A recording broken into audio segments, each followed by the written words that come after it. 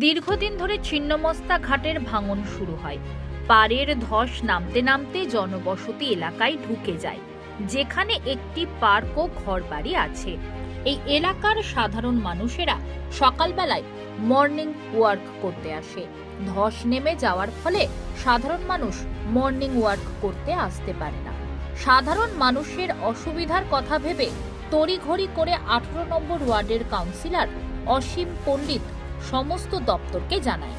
পৌরসভা থেকে পৌরপ্রধান গিরিধারী সাহা, সিআইসি সন্তোষ কুমার সিং এবং অসীম পণ্ডিত শ্রীরামপুরের এসডিও শম্ভুদীপ সরকারকে নিয়ে ওই এলাকা পরিদর্শন করেন এবং মিটিং করেন। ওখানে এমনি ওয়ালিং করে দেয় আর কি, একটা ইটে বা বস্তা দিয়ে করে ওপরে প্লেন করে দেয়, তাহলে ভবিষ্যতে ফাটলে ওটা আর ওই দিকেই করে না। এমনি ওখানটা এক্সপানশন জয়েন্ট আছে, মানে একটা ওয়ালের সাথে একটা ওয়ালে না এক্সপানশন জয়েন্ট আছে, ওটা নেই জোড়া নেই, তার মানে ওই ফাটটা এই ফাটটা ওখানে ওইখানেই শেষ হয়ে গেছে, ওটা ওদিকে এগোতে পারছে না।